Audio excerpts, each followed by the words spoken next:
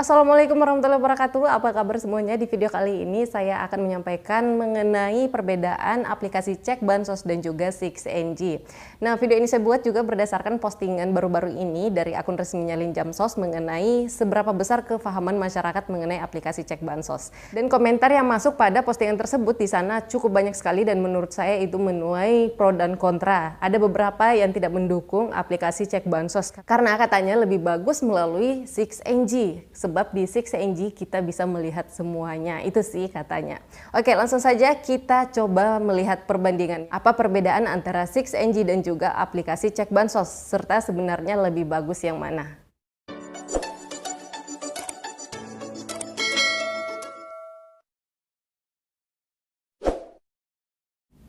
Oke, langsung saja kita akan melihat apa saja perbedaan antara aplikasi cek bansos dan juga 6NG. Nah, tapi sebelumnya yang saya maksud di sini bukan di website cek bansos kemensos.go.id ya, melainkan ini adalah aplikasi cek bansos yang teman-teman bisa unduh atau download melalui Play Store atau Web Store di HP Anda yang tampilannya seperti ini. Jadi bukan cek bansos kemensos.go.id yang website seperti ini.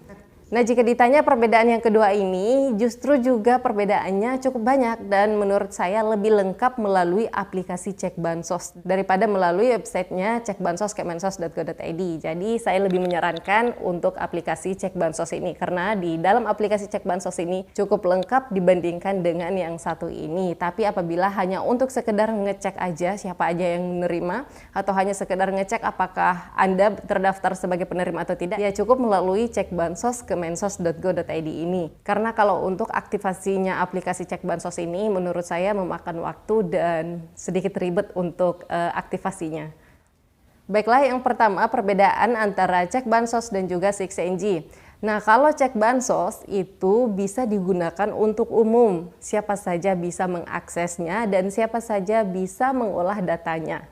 Sedangkan kalau untuk 6NG itu hanya bisa digunakan oleh orang-orang tertentu. Dan salah satu yang bisa menggunakan ini hanyalah pendamping sosialnya salah satunya dan juga operator 6NG yang ada di desa dan kelurahan serta operator 6NG yang ada di dinas sosial setempat. Dan itu pun hak aksesnya berbeda-beda ya, tidak semuanya memiliki hak akses yang sama masuk ke dalam 6NG. Hak aksesnya pendamping sosial dibandingkan dengan hak aksesnya operator 6NG yang ada di desa atau kelurahan itu juga berbeda. Dan hanya supervisor operator 6NG yang ada di dinas sosial setempat lah yang memiliki hak akses yang cukup lengkap dibandingkan dengan hak akses pendamping sosial dan juga operator 6NG yang ada di desa atau kelurahan.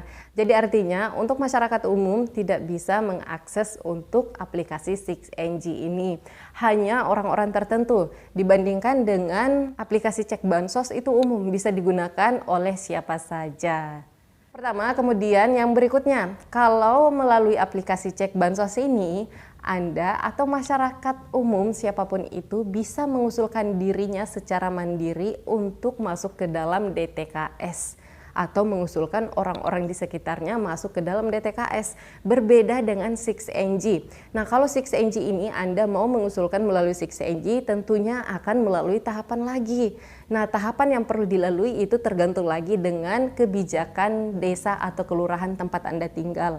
Tapi umumnya sih sebelum masyarakat tersebut mengajukan masuk ke dalam 6NG atau DTKS, maka akan melalui tahapan terlebih dahulu yang namanya musyawarah desa atau musyawarah kelurahan. Nah, di sana nanti pada saat musyawarah desa atau kelurahan akan diputuskan siapa saja nama-nama yang lolos masuk ke dalam DTKS melalui aplikasi 6NG ini. Jadi apabila Anda kurang beruntung pada saat hasil musyawarah desa atau musyawarah kelurahan nanti, bisa saja nama Anda tidak bisa masuk di dalam usulan DTKS. Nah, itu untuk perbedaan yang kedua. Kemudian perbedaan yang ketiga, jika melalui aplikasi cek bansos ini Anda dapat menyangga orang, menyangga penerima bansos yang ada di sekitar Anda. Menyangga ini maksudnya memberi penilaian ketidaklayakan menggunakan jempol yang tandanya ke bawah seperti ini, tapi harus disertai dengan bukti-bukti atau dokumentasi kepemilikan aset warga tersebut yang Anda sanggah atau alasan yang dapat dipertanggungjawabkan mengenai alasan Anda menyangga orang tersebut. Nah, inilah kelebihannya atau salah satu kelebihan melalui aplikasi cek bansos ini. Tapi apabila melalui aplikasi 6NG, maka Anda tidak akan mudah untuk mengeluarkan atau memberikan penilaian ketidaklayakan kepada warga tersebut atau penerima bansos tersebut.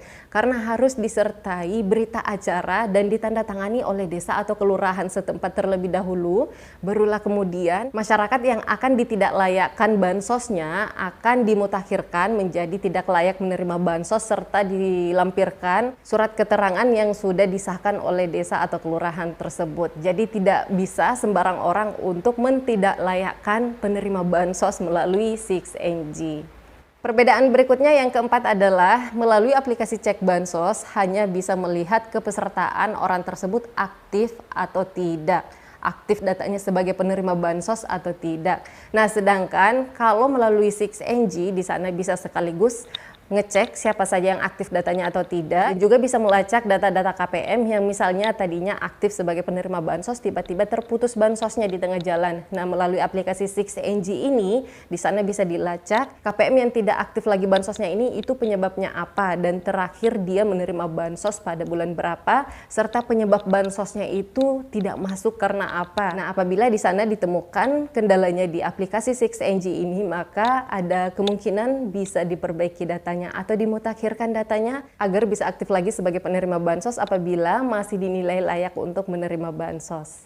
Selanjutnya perbedaan yang kelima, melalui aplikasi Cek Bansos ini, apabila Anda sudah berhasil membuat akun dan aktivasi akun, maka di sana akan otomatis muncul semua nama-nama penerima bansos yang tinggal sesuai dengan domisili Anda yang berada di desa atau kelurahan tempat Anda tinggal. Jadi ini sifatnya lebih kepada transparan ya, apabila Anda berhasil aktivasi masuk ke aplikasi Cek Bansos, maka akan muncul semua nama-nama yang ada di sekitar Anda atau di desa atau kelurahan tempat Anda tinggal, siapa saja nama-nama penerima bansos selama ini, dan jenis bansos apa saja yang diterima oleh masyarakat selama ini. Jadi di sini sifatnya transparan apabila Anda sudah berhasil login dan aktivasi akun sesuai dengan KTP yang Anda miliki. Nah, berbeda dengan aplikasi 6NG. Di 6NG ini, sekali lagi, hanya orang-orang tertentu yang memiliki hak akses untuk membuka aplikasi 6NG.